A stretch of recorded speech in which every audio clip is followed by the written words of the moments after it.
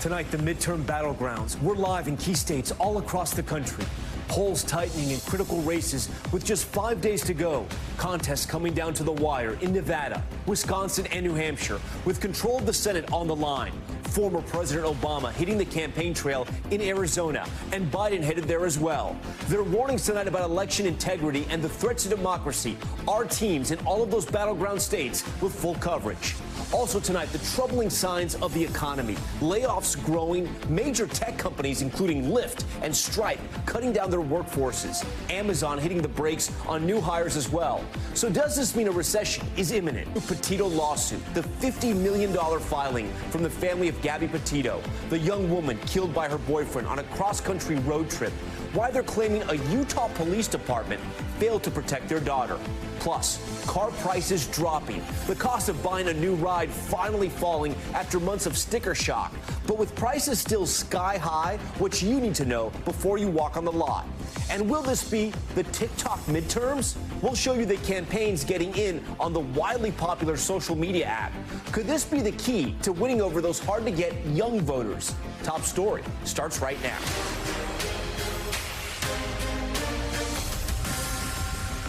And good evening. Tonight, time is running out. We are less than 5 days away from election night in America. Both parties making their final pushes to rally voters.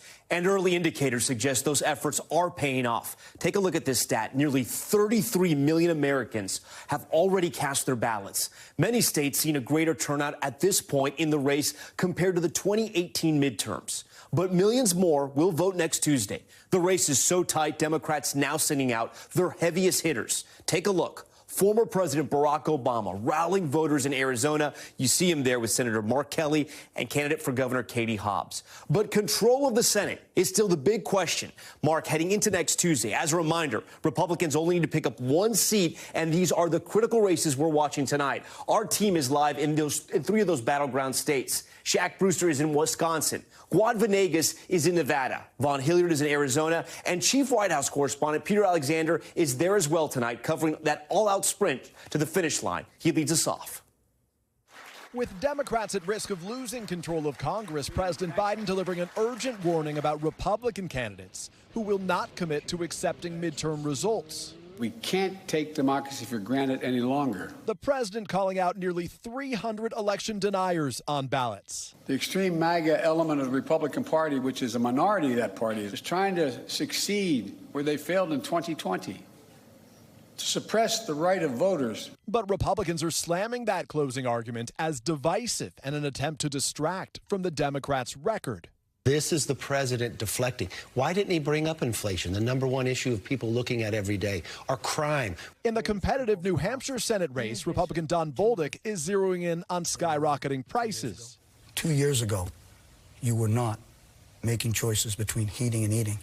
Democratic Senator Maggie Hassan is attacking Bolduc on abortion rights. And he is a yes vote for a nationwide abortion ban, and he's trying to conceal that from voters. Here, the Arizona desert is proving to be tough terrain that could shape the country's political landscape. Former President Obama going after Republican gubernatorial candidate Kari Lake, a former TV anchor and election denier, backed by former President Trump. If we hadn't just elected somebody whose main qualification was being on TV, you could see maybe giving it a shot. Today, we met interior designer Gay Willits. What's the political climate in Arizona like right now? It's very volatile, and people are fighting both sides. She told us she's voting for Lake's opponent, Democrat Katie Hobbs. I feel like Kari Lake is a threat to the Arizona democracy. Too extreme for Arizona? Too extreme for Arizona, and definitely too extreme for me. Then there's Ashley and Brian Draper, parents of 5, getting squeezed by soaring prices. Phoenix is among the cities hardest hit by inflation, gas averaging $4.27 a gallon. And with interest rates rising, home sales plunging over 50% here in the last year. The Drapers have been house hunting for months. Rates continuing to climb. There doesn't seem to be an end in sight. Tonight, they tell us they want to change and will vote Republican. How is this impacting your family? It's made it to where it's very hard to attain the American dream. Home ownership, having a backyard, having a place to go to at night with your family. And there's a lot of families that we know that are also in similar situations to us. President Biden is out west campaigning, but he's avoiding the key battlegrounds like Arizona and Nevada, instead hitting those traditionally blue strongholds like New Mexico and California. Meanwhile, for the Republicans, former President Trump will rally his base in Iowa tonight. Tom? Alexander leading us off. Peter, we thank you for that. Battleground Arizona, home to some of the most closely watched contests this year. I want to bring in NBC News correspondent Vaughn Hilliard, who joins us now from Phoenix and has been covering these races for months. So, Vaughn, a lot of Republican candidates have embraced the MAGA movement and President Trump. Arizona's Kyrie Lake is probably one of the best examples of that. This is how she said she'd deal with the border crisis just this week. On day one, hour one, we're going to issue a declaration of invasion. My border plan is called Defend Arizona. That's exactly what we plan to do. And we're going to invoke our Article 1, Section 10, rights and powers in the United States Constitution. When our federal government fails us, as they are required to do in the Guarantee Act, to protect us from invasion, we have the right as states to protect ourselves, our own citizens. And we plan to do that. And we're going to be ready for the lawsuits. They will come. That's okay. We'll take this right to the Supreme Court because it's right there in black and white in the United States Constitution. Kyrie Lake, their candidate for governor. Some think that President Trump, the connection there could actually be a problem for Republicans in Arizona. And the reason I bring this up is there was an op-ed in the Wall Street Journal today, and it pointed out that in poll after poll, the Republican Party is more popular than former President Trump himself. Are the campaigns worried at all in Arizona about the embrace of former President Trump?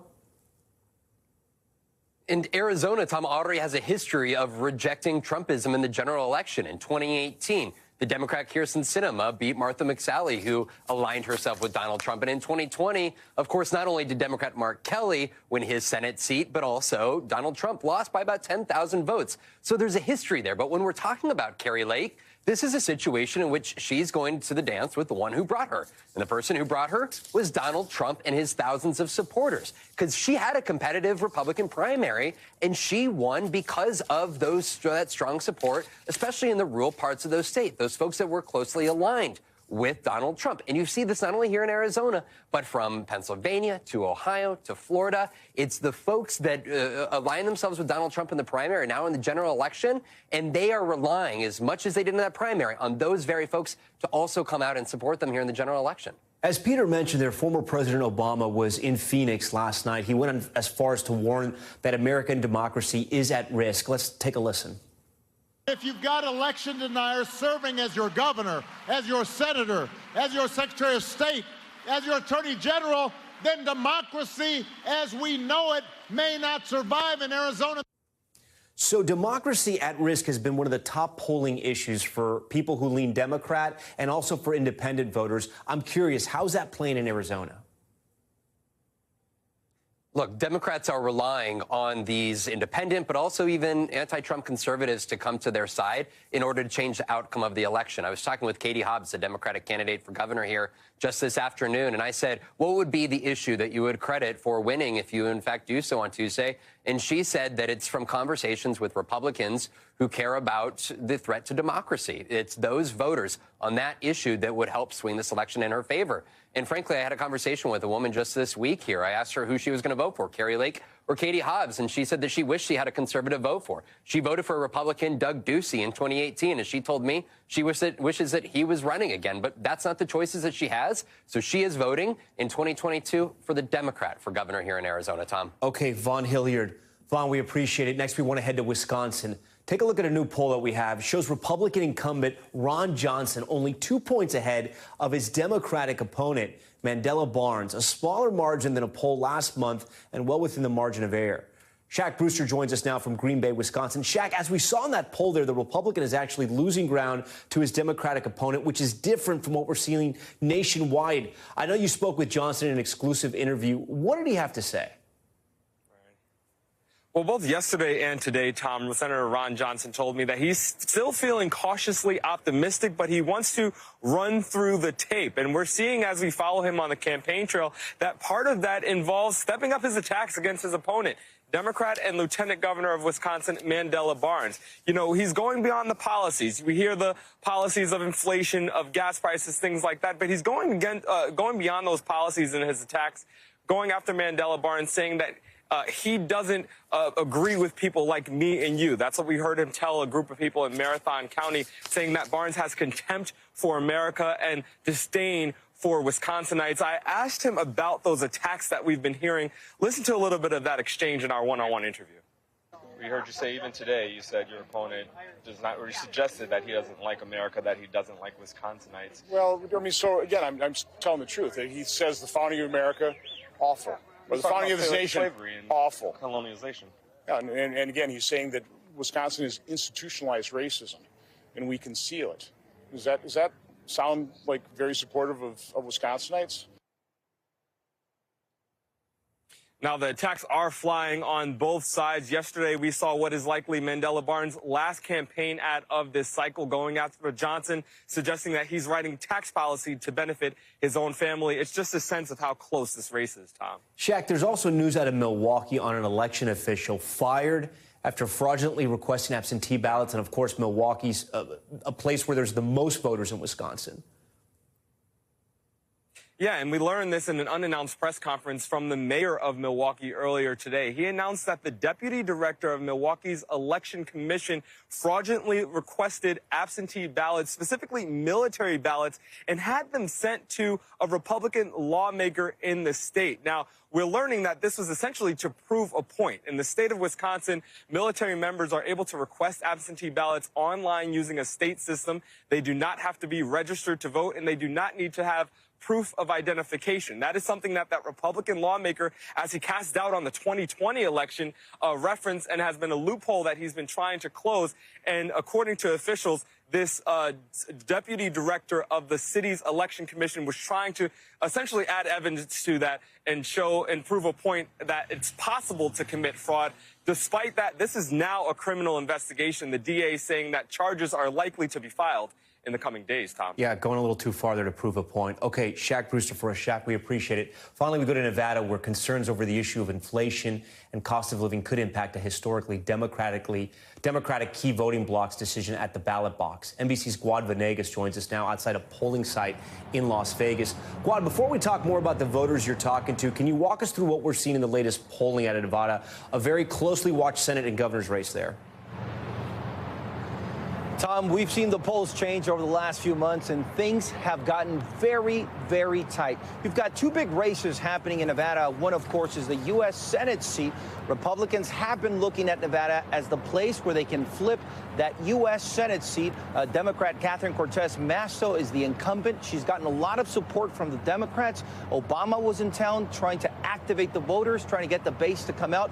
When you look at the polls, it's pretty much even. Some of the polls out there have been showing a slim lead from one candidate or the other, but it's always within the margin of error. That's why things are so close here. Catherine Cortez Masto is facing a former Attorney General of Nevada, Adam Laxalt, who had Donald Trump and Ron DeSantis come into Nevada to support him, to campaign for him. So it's going to be a toss-up. And then you have the other election, the governor's race in Nevada, a Democrat incumbent as well, Governor Steve Sisolak, looking to get reelected, facing Sheriff Joe Lombardo. Now, Lombardo has gained a lot of support in the last few weeks. In fact, one of the latest polls had him 4% over Sisolak. Now, again, most of the polls in that race are just too close, and they are within the margin of error. It's going to be essential for both Democrats and Republicans here to activate their base and also sway some of those nonpartisans, Tom. In the state of Nevada, about a third of voters are nonpartisan.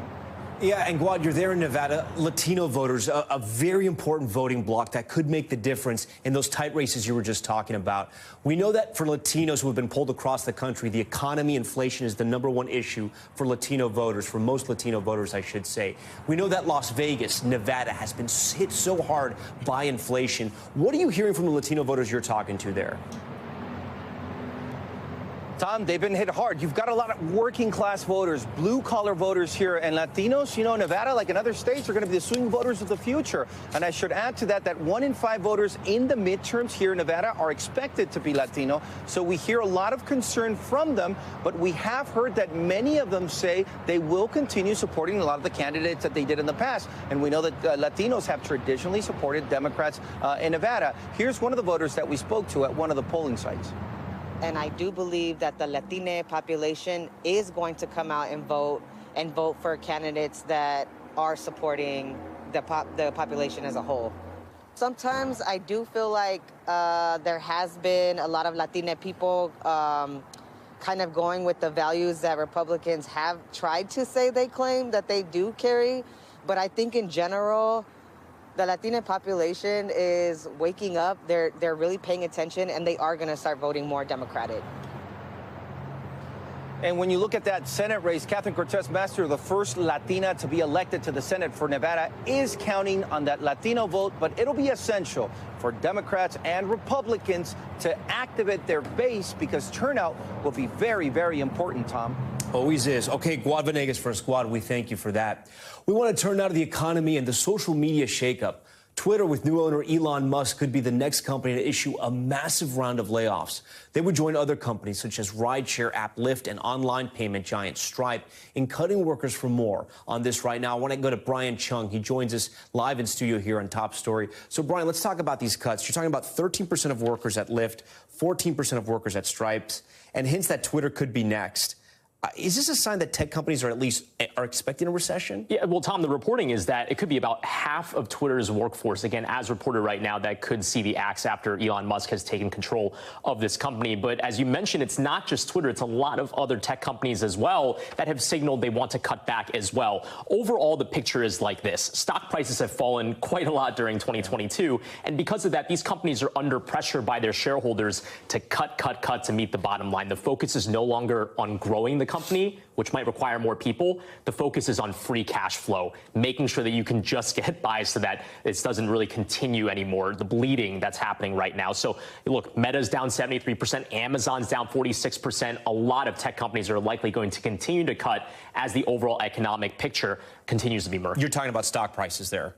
Yeah. And so Amazon, you mentioned them, they're pausing hiring right now. Do we see this layoff issue, this pausing of hiring, expanding a lot, more outside the world of tech? Well, when we talk about what's happening at Amazon, we have to remember that we're talking about specifically corporate jobs. So this isn't going to impact, for example, delivery guys. Right. Yeah. And by the way, the roughly 150,000 workers that they plan on employing for the holiday season, right? A lot of big volume expected for that season. But look, the SVP of Amazon saying this is all about the unusual macroeconomic environment. Broadly speaking, this tells you that if Amazon, one of the largest companies in this country, is doing this type of pause, a lot of other companies are doing the same thing, tightening their belts, prioritizing cash over growth. I want to talk about Twitter again. So Elon Musk has floated the idea. It sounds like it's going to be the plan where verified users, people with that blue check mark, are going to be charged $8 a month for it. Congresswoman Alexandria Ocasio-Cortez, one of the biggest politicians on Twitter, really got her name out there at the beginning on Twitter, on social media. She's criticizing him for this. And I'm just wondering,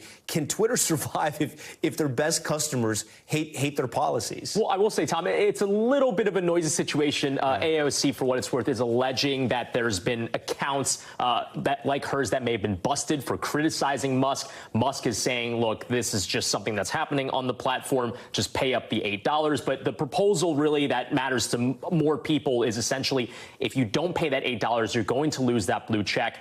If you're a journalist like us, does that mean that there could be a proliferation of fake accounts that put out misinformation out there if that does happen? That is an open question. But for what it's worth, it's not just the blue check. Elon Musk insisting that this will include, if you pay that money, priority in replies, mentions in search, the ability to post longer video and audio. So it's not just the blue check. It comes with more, right? The Washington Post reporting that Twitter is also working on a paid video feature, and some people are taking that information and wondering if Twitter could have plans to maybe do other things than just tweeting. Again, reported as by the Washington Post. We'll see if this actually comes into fruition. But essentially what this would be is paywalled videos. So you could post something on your account, but only those that are subscribing would be able to view the video, and then Twitter would take a cut. For what it's worth, some inside the company reportedly have expressed concern that this is a high-risk type of product. For what it's worth, we've seen a lot of other ideas, not just at Twitter. You remember every time Facebook did a redesign, everyone would just go up in an uproar, editing and tweets. The criticism is that it's not just movies and TV shows. It could be another form of entertainment. Yeah. Or even, types of video that you wouldn't want to openly disseminate. Right. Adult entertainment, if you will. Yeah. And that would be paywalled in this case. So again, it's unclear how serious this type of proposal is, but clearly being floated at least at some point, at some time within Twitter. He's trying to figure out how to make money at Twitter, and we'll see what eventually happens. Finally, Brian, the markets are your specialty. How do did the markets end up today? In the red. We saw the Dow down about 0.5 percentage point, the S&P 500 down over 1%. But take a look at tech stocks down 1.7%, Tom. All this on the back of the Fed meeting that we had yesterday in the afternoon, where the Fed chair got a lot of attention for saying we still have some ways to go on interest rates. Again, the tech story, the higher the interest rates go, the more unfavorable it is for these companies to try to prioritize growth projects and have large headcount. As that continues, again, it's going to make these tech stocks and tech companies feel a lot more pressure to tighten their belts. There was a bit of a rally earlier this week, but that seems to have very gone. brief. Yeah. Okay, Brian Chung, we thank you so much. Okay, from the markets to the forecast, I mean, top story. We give you all the important news. We're headed to a severe weather threat in the south. 28 million people now under alert for damaging wind gusts, large hail, and possible tornadoes. NBC News meteorologist Bill Cairns joins me now in studio. Bill, this is obviously incredibly serious. Walk us through the next several days, and I'm looking at your radar there, and it does look serious. Yeah, there's a big storm heading across the country, and we've had a pretty quiet week. We've had a pretty quiet week or two, but now things are really going to get moving tomorrow, and it's going to be one of those scenarios where the timing of it makes it very difficult. So let's first show you the areas at risk for tomorrow. The storm is now in the Four Corner region, kicks into the plains tomorrow. The areas in yellow are in the slight risk, including Oklahoma City, Stephenville, San Antonio. The areas in orange from Austin, including the Dallas area, all the way over to Texarkana and Shreveport, are what we call the enhanced risk. That means we expect greater coverage and greater chance of severe weather in this region. And the biggest concern always when we get in these things is if we're going to see tornadoes. And when we do get a mini tornado season as we go through October and November, it's not unheard of to have it this time of year. And this area of red is the greatest risk for tornadoes tomorrow. They'll be forming almost over the top of Dallas and Fort Worth and then heading to the northeast. The thunderstorms will be forming. Hopefully they won't have tornadoes, but at least there's that possibility. And the timing of that what makes it very difficult tomorrow, Tom. So we start off in the morning, no problem at all. But by 3 to 4 p.m. in the afternoon, they're right over the top of Dallas. And that's when the kids are getting out of school. So we'll watch that tomorrow for you closely. Okay, people got to be careful out there. Bill, we appreciate it. Still ahead tonight, an update on a story we've been covering for months. The family of Gabby Petito filing a $50 million lawsuit against police. Why they're saying officers failed to protect their daughter. Plus, new details on Paul Pelosi. What we're just learning about his condition nearly 1 week after he was attacked with a hammer inside their home. And Netflix and Save, how you can shed a few dollars off your Netflix bill starting today. Stay with us.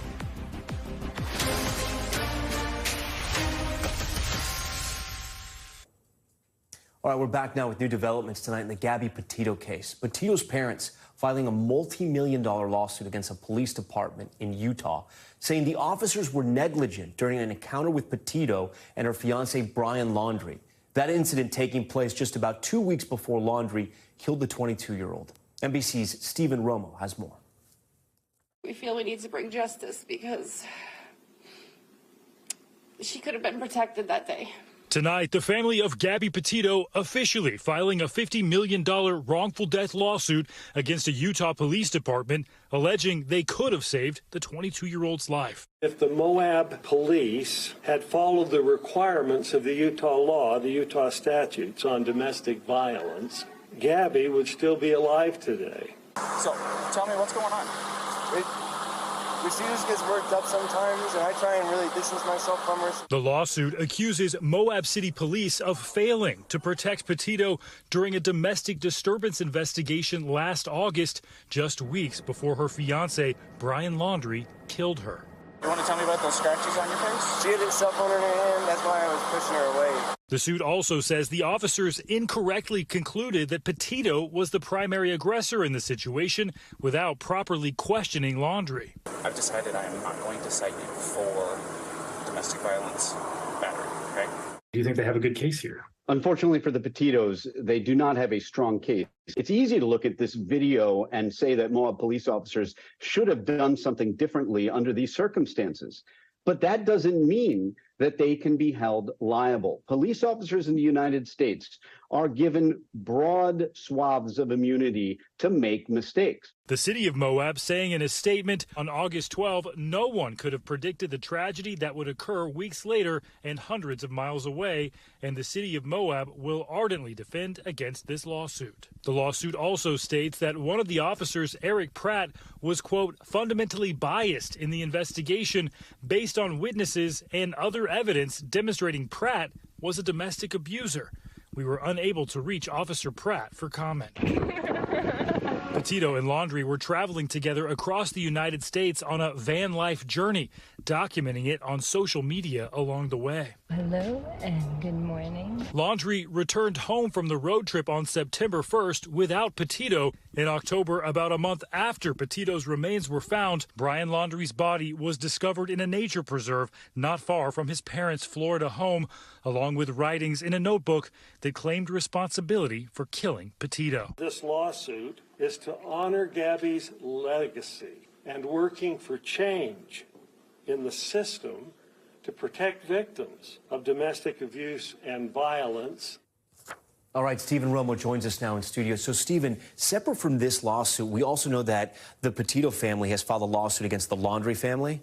Yeah, that's something that's still working its way through the legal system right now. The Petito family claims the Laundries inflicted emotional distress for their alleged inaction in this case. Well, earlier this year, the Laundries asked a judge to dismiss that case, but he did not. And those depositions are expected to happen later this year, Tom. Okay, so still ongoing. Stephen Romo, thank you so much for that. When we come back, the dangerous derailment, 20,000 gallons of acid leaking into a Louisiana neighborhood. The evacuation is now underway. That's next.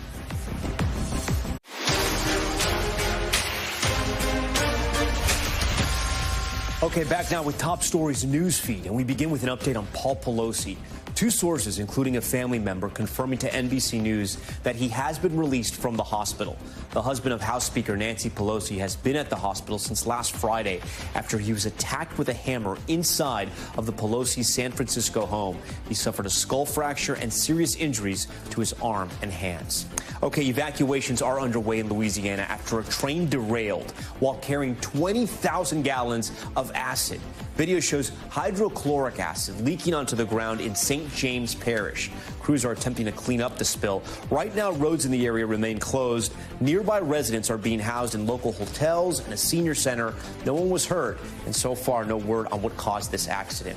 And Netflix rolling out cheaper options today for users. The streaming giant now offering an ad-supported option for just about $7 a month. It's $3 cheaper than the basic plan, which has been the lowest cost option. The move follows the company cracking down on password sharing on the platform. NBA Commissioner Adam Silver declaring that Irving has not done enough. So what will happen and what's next for Irving? And how could the NBA send a message to stand up against anti-Semitism? I want to bring in our panel, sports writer and correspondent on HBO's Real Sports with Brian Gumbel, Kavita Davidson, a friend of Top Story, and Gideon Taylor. He's the CEO of the Jewish Relations Council of New York. Gideon, I want to start with you. So far, Irving hasn't offered up an apology. He offered a big paycheck, along with the Nets, to the Anti-Defamation League.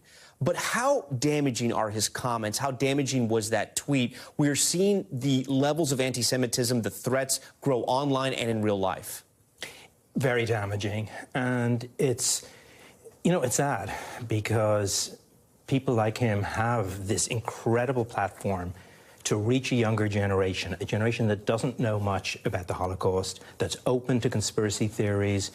And we're very worried. We're very worried when tweets like this come out. The amplification is huge, especially among the younger generation. Are you upset with the NBA? Are you upset, and we're going to talk about Nike in a second, but are you upset with the companies that sponsor him, that they're not holding his feet to the fire strong enough? We hope that the companies and the NBA will treat this with the seriousness with which it deserves. And I think they've so far, NBA has certainly indicated that. For companies, look, companies can either just cut someone, or they can also bring someone on board to be part of a conversation of dealing with hate and how to deal with hate.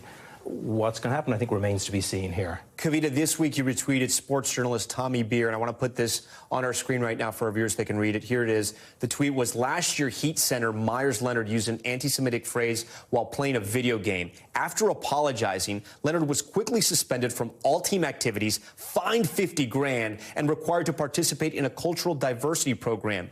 Zero repercussions for Kyrie Irving.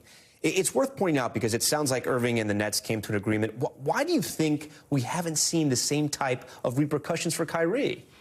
I think they don't really know what to do in this situation, frankly. I think everyone at the league was certainly hoping that we would see a definitive "I'm sorry" from Kyrie at this point, and also an answer to a yes or no question of whether or not he prescribes to anti-Semitic beliefs, a definitive no. And we've seen neither of those things.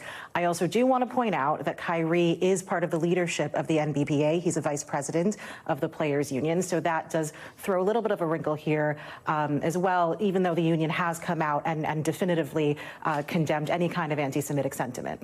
And it's unusual for the NBA because the NBA, I could argue, of all the major sports leagues, maybe the most active when it comes to social justice. So it's strange with the delay here. What do you think it's an issue of freedom of speech versus the anti-Semitism? I'm just trying to understand the delay. I think that a lot of us are confused about that as well, because, yes, of the major men's American sports leagues, the NBA is widely known as being the most progressive. Right. As far as social justice issues goes, Kyrie has been on the right side of social justice issues when it comes to anti-black police violence and things like that. So I think that the NBA is trying to thread that needle with its constituency, with its fan base. I will point out that Kyrie plays in New York, which has the largest Jewish diaspora outside of Tel Aviv. It all doesn't make sense. Gideon, I spoke about Nike. They released a statement. I want to put it up now. They said, at Nike, we believe there is no place for hate speech, and we condemn any form of anti-Semitism. Irving shoes, though, I want to point out, and jerseys are still on sale on the Nike website. Do you think Nike needs to cut ties with Kyrie Irving? What do you think they need to do? I think we need to see where this comes out. If we don't see very rapidly a rejection of anti-Semitism, a rejection of hate, then sure. Then I credit you because you're giving him a lot of time and you're being, I don't want to say understanding, but you're showing a lot of patience. Explain why. I think our goal is to see people who've got that kind of influence use that influence for good. And those voices are the ones that have the ability to create awareness, understanding among that younger generation. So if it's not possible, it's not possible, and then it's time to cut. We're seeing the response. We're seeing a rise in attacks on Jews in New York City. We're seeing a rise in lack of knowledge about the Holocaust, understanding. The consequences are severe, and I think that's why it's important that companies and the league and the public care. Kavita, we only have about a minute left. You know, it was interesting, and I think it's two very separate topics. When he didn't get the COVID vaccine, he didn't play, and then New York City eventually changed the rules, and he could play. But on this issue, Charles Barkley has said, the NBA made a mistake here, and Irving should be suspended. What do you think happens? I think that the commissioner meets with him, and either he puts out a statement that will come across as empty because you won't believe him, but it will assuage some of the PR fears, or the commissioner suspends him, as I think a lot of people were hoping he had done in the first place. Okay, Kavita Davidson from HBO's Real Sports and a friend of Top Story, we thank you so much for being here. Gideon Taylor, the CEO of the Jewish Relations Council of New York, we thank you for joining Top Story tonight. Thank you. All right, we turn now to Russia, where U.S. diplomats were allowed to visit Brittney Griner for the first time since she lost her appeal last week. Chief Foreign Affairs correspondent Andrea Mitchell is here with what they said and how her family is responding. So, Andrea, my first question to you is, I know this is the first time in a long time that American diplomats have gotten some FaceTime with her. So they were checking in on Griner for the first time since the summer. What did they say about her conditions?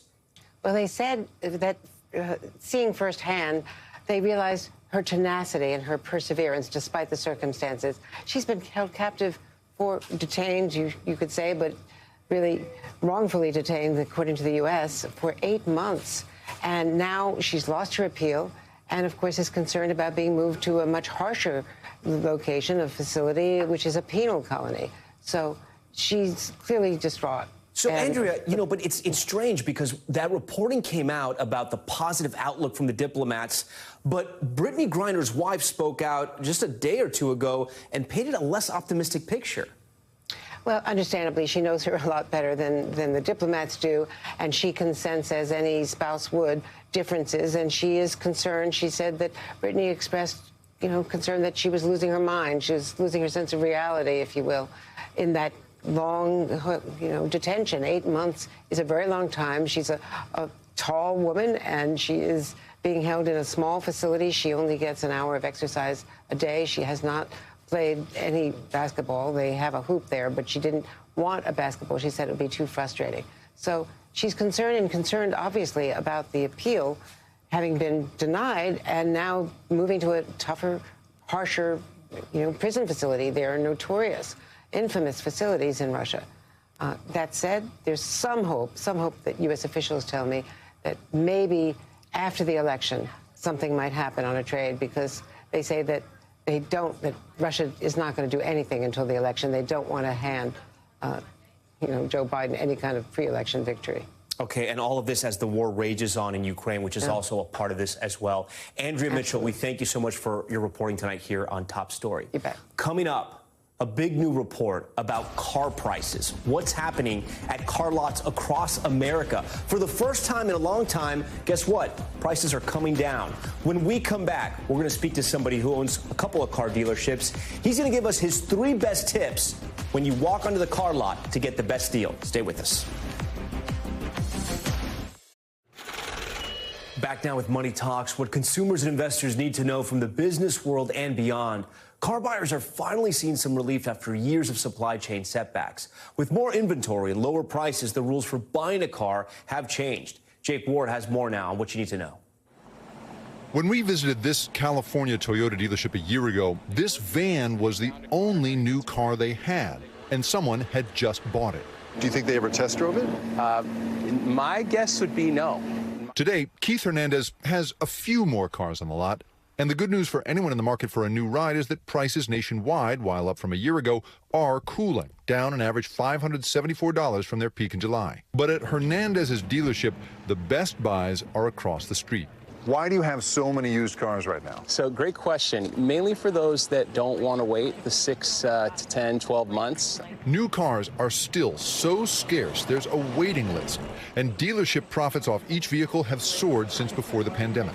What we're finding is we can sell, a few cars less per month, but make 2, 3 times as much. But these used cars cost the dealers money, and they are eager to get that money back. The increase in inventory is giving buyers some opportunity. Now we're starting to see some return to normalcy. So it is getting slightly better, but we're not talking about, 2017, 2018 conditions in which cars are plentiful and discounts are everywhere. So how do you get ahead of the pack? Find out what your current car is worth. Some used cars are actually increasing in value. Lock in your loan rate before the Fed drives it higher. And make a realistic budget that includes repairs, fuel costs, and inflation. And remember, because used cars are so hard to come by, the one you own makes you irresistible. To a dealership, that kind of customer that comes in with a trade-in today is twice as valuable. Jake Ward, NBC News, Walnut Creek, California. For more on the economy's impact on car sales and what's happening actually on the lots out there, I want to bring in Steve Johnson. He's owner of Zubroda Ford in Minnesota. But before we do that, here's Steve Johnson in action. Take a look. Who's hungry, Minnesota? Steve Johnson. And Kristen Johnson here from Zubroda Ford. It's our feast of saving. This month we're serving up a heaping helping of deals. Steve, you work to sell those cars. We heard there in Jacob's piece, used car inventory is up after taking a dip over the last 2 years. But we almost have a perfect storm here, right, Steve? You have rising interest rates, growing inflation, gas prices ticking up in several states, possibly a recession on the horizon. You've been selling Fords for 50 years. What do you make of all this? Well, you're kind of depressing there. But we've been through it before. When you've been around as long as I have, we've seen it all before. But it is a perfect storm, and unfortunately, it's bad for the consumer. And it's just, the consumer right now is getting hit from all sides on rising costs. Yeah, so are the days of paying over MSRP for new cars, are those days over? Has the supply chain and the feeding frenzy finally sort of slowed down? I think it's starting to level off. Yeah, we're getting better supplies of inventory, and there's still some hard-to-get vehicles that might command a premium. But dealers around the country are more than willing to order a vehicle for the customer to get them a better price. If they're willing to wait, they can save some money and order a vehicle from the factory. How are your lots been these days? Are you still seeing a lot of customers? Are people still willing to go out there and buy or lease vehicles? Yeah, our sales are holding up, thankfully. We're down about 20% from the peak sales that we've experienced the last 18 months, and we're off about 10% from our average. We're kind of going back to pre-COVID, like 2019 levels. We just hope it doesn't drop any farther from there. So, I mean, and if I could ask this question, a follow-up to that, but was business so good for the last 2 years that it's okay that you're taking this dip now, or is it starting to concern you? Yeah, it's okay. The car dealers have done very, very well the last 2 years, and business has been phenomenal, the best I've seen in a half a century of selling cars. But now it is leveling off. But, you know, we're spoiled. We want to see it like it was the last 2 years. So we'll adapt. We'll get used to it, and we'll be fine.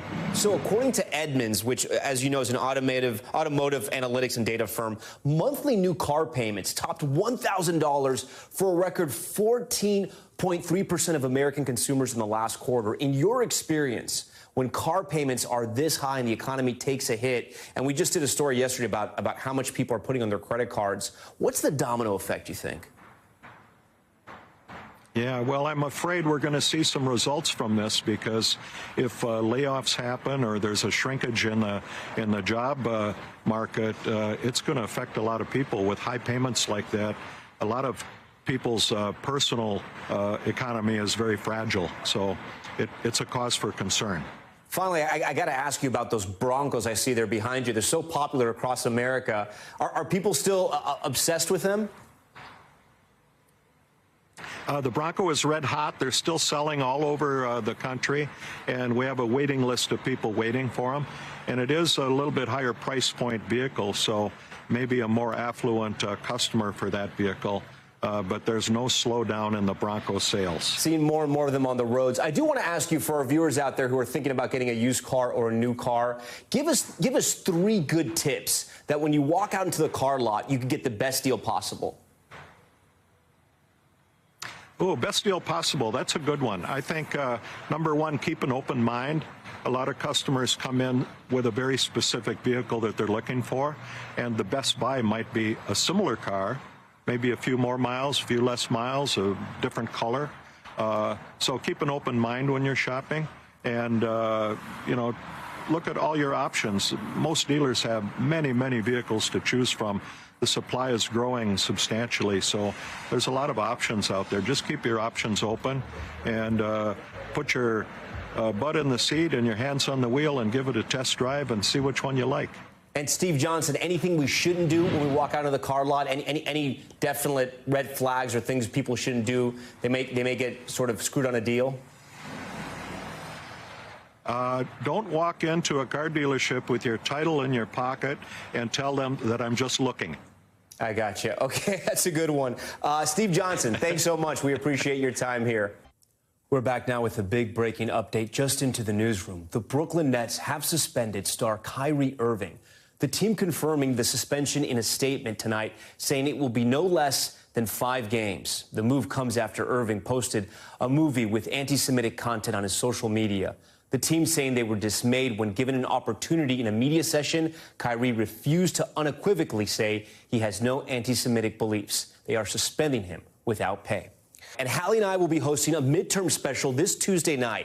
It's going to be an incredible 2 hours of politics leading up to the 8 p.m. special by NBC News. But here at NBC News Now, we're going to start early at 6 o'clock. Me and Hallie, the team of the best reporters spread out all across the country, along with the best political minds here for analysis in New York. It's going to be a great night. Make sure to tune in and set your streaming DVRs if you even have that. I know we have one at home. Thanks so much for watching Top Story tonight. I'm Tom Llamas in New York. Stay right there. There's more news on the way. Thanks for watching our YouTube channel. Follow today's top stories and breaking news by downloading the NBC News app.